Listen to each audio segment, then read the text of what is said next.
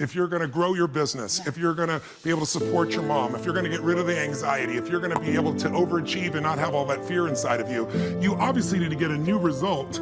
You're going to have to get new action. We all know that. You don't get new results with old actions doing the same thing. Exactly. What human beings can do, this is a human being, believe it or not, I majored in art. What human beings can do is amazing. What they will do is usually disappointing. It's not because we're not capable of it. It's because we don't have new actions because we get in certain emotional states that dominate us, like anxiety, like fear of failure, right? Like the fear of the loss of your mother as an example.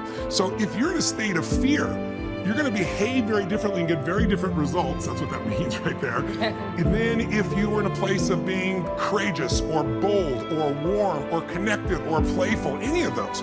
So the most important key to changing your life in any situation is to change results, you got to change behavior. But to change behavior, you got to change the emotional state you're in. Now, how do you do that when you don't feel like it, right? Or it feels overwhelming? There are two ways, and I've done this with the greatest athletes in the world. I've done this with 4 different presidents of the United States. I've done it with billionaire clients. All you have to do to change your state is not try to think your way there, like I'm happy, I'm happy, I'm happy, and do a bunch of affirmations. Your brain's gonna go BS, you are not happy, right? What you need to do is make a radical change in the way you use what we call your physiology. It's a big word, it just means the way you use your physical body. The way I'm speaking right now, because I got 5 minutes also, is sped up just a little bit. But if I said to you, there's a depressed person behind curtain number 1 over there, and I'll donate $100,000 to your best charity, your favorite charity, if you could describe what they're like physically. Tell me what's their posture like if they're depressed. You tell me. Slumped over. Slump. Where's their head? Where's their head? Down. Down. Are they breathing full or shallow? Shallow. And are they talking really fast or more slow? Slow. Loud or quiet? Probably quiet. Are you all saying the same thing? How's that possible? Because you've all practiced this crap before. But here's what you can find. If you take that same person and you change the tempo at which they move, you bring their shoulders back and change their breathing pattern, if they make a faster gesture, if they speak more rapidly, it fires off a different biochemistry in you. And in that state, you will take radically different actions. In fact, I've taught this for 40 years, and about 3 years ago, Harvard finally did a study where they proved what they did worked, and they called it these power positions. And what they showed was if you stand, everyone can try this, stand up just for a moment if you want, everybody at home can try it as well. So do something really silly. Put both your hands on your hips like Wonder Woman or Superman or that stuff, right? If you stand like this and you breathe deep for just 2 minutes, what the science found was that you will absolutely increase your testosterone by 20%, man or woman.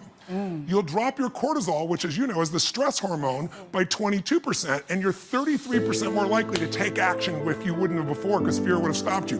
Now, I don't have people just stand like this. I have people move, use their voice, make radical changes in their bodies. You can have a seat just to get a feel. I know we're short on time, but you can try it later and you'll feel it after 2 minutes. Or, somebody who's, puts their arms back like this and their feet up, that'll produce the same state.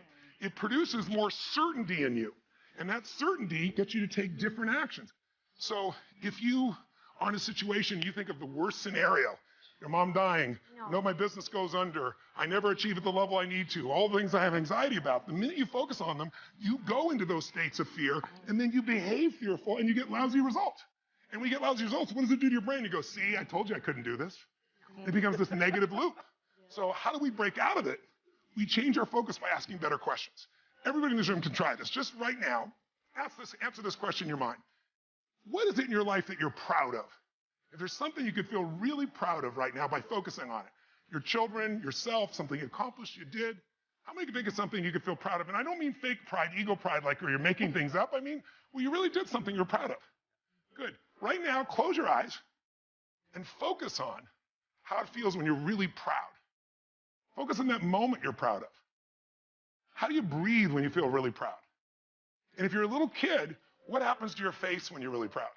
You don't hide it, right? There's that big smile on your face. Raise your hand if you can feel these feelings right now. Everyone here, just say aye if you got it. Aye. Awesome. Try one more real fast. Think of something that you could be really grateful for or excited. Pick either one. Something you could be grateful for, a person, a moment, or something if you wanted to that you could be excited about. Let's use excited for a moment. How many could think of something in your life that if you focused on it, you could feel excited? All right? Close your eyes. And just for a moment, all we're doing is changing your focus. Focus on what could excite you. Feel like it's really happening.